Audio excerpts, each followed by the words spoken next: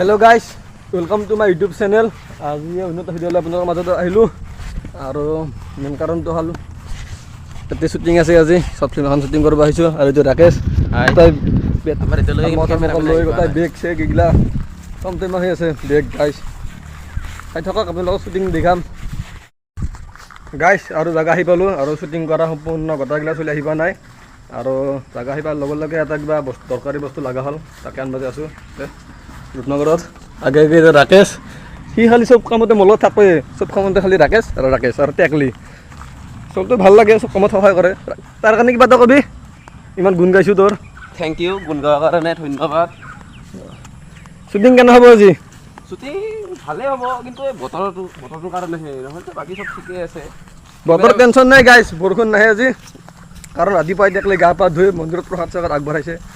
বৰষুণ নাহে আজি গাইছ, টেনশ্যন নল'ব। শ্বুটিং আপোনালোক দেখাম, চাই থাকক।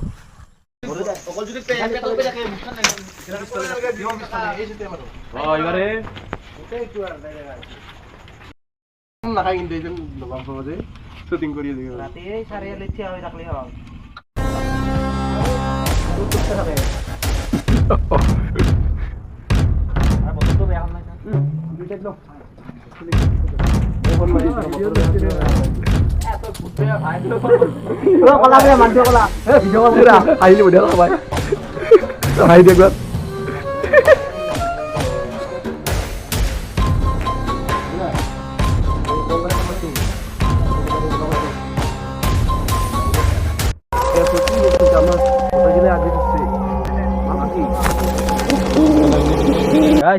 বিশেষ এটা ফুড আপোনালোকে চাওক, ইটো ফুড ফ্ৰেণ্ডলি হয়, দেখলি অলপ কিবা ওচৰলৈ যাই